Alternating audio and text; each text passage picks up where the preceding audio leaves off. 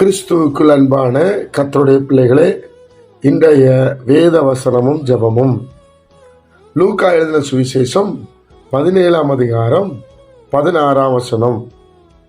அவருடைய பாதத்தருகே முகங்குப்புற விழுந்து அவருக்கு ஸ்தோத்திரம் செலுத்தினான். அவன் சமாரியனாய் இருந்தான். என் அன்புக்குரியவர்களே, ஆண்டவராகிய இயேசு கிறிஸ்துனுடைய பாதத்தில் ஒருவன் விழுந்தான் என்று சொல்லப்பட்டிருக்கிறது. கர்த்தருடைய பிள்ளைகளே, ஏன் பாதத்தில் விழுந்தான்? அங்கே 10 குஷ்டரோகிகள் தூரத்தில் நின்று ஆண்டவரிடத்தில் ஜெபிக்கிறார்கள்.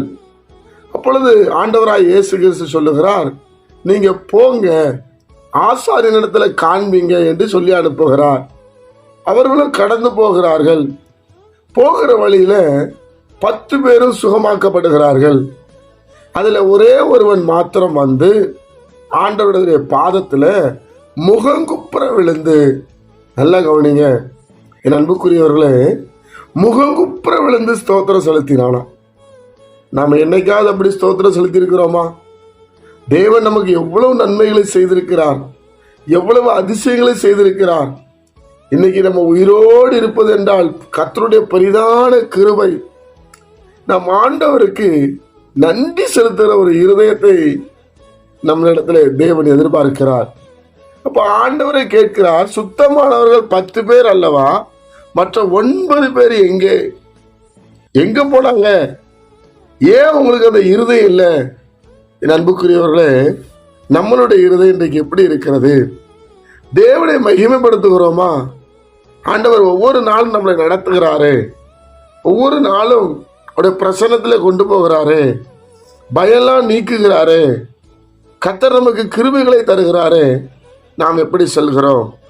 தேவனுடைய பிள்ளைகளே, இன்றைக்கு நாம் ஒன்றை கற்றுக்கொள்வோம்.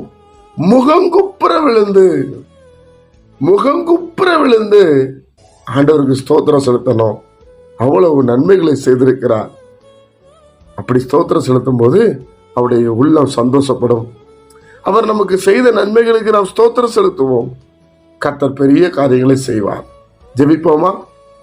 பரிசுத்த பிதாவே, உம்முடைய குமாரன் இயேசு கிறிஸ்துவின் நாமத்தில் வருகிறோம். இந்த நாளை நீர் எங்களுக்கு ஆசீர்வதித்து தாரும். உம்முடைய சமாதான நதி எங்கள் மத்தியிலே ஓடட்டும் அப்பா. நாங்களும் ஒவ்வொரு காரியத்திற்கும் முகங்குப்புற விழுந்து உமக்கு ஸ்தோத்திரம் செலுத்தக்கூடிய கிருபைகளை எங்களுக்கு தாரும் அப்பா. அந்த எண்ணங்களை எங்களுக்கு தாரும். நீர் செய்த நன்மைகள் ஒன்றல்ல, இரண்டல்ல, ஏராளமான நன்மைகளை எங்களுக்கு செய்திருக்கிறேன். அந்த நன்றி உள்ள இருதய உணர்வு எங்களுக்குள்ள உண்டாகட்டும். இதனாலே ஆசீர்வதித்து தாரும். கேட்கிற பிள்ளைகள் ஆசீர்வதிக்கப்படட்டும். இயேசு கிறிஸ்துவின் மூலம் ஜெபிக்கிற நல்ல பிதாவே, ஆமென்.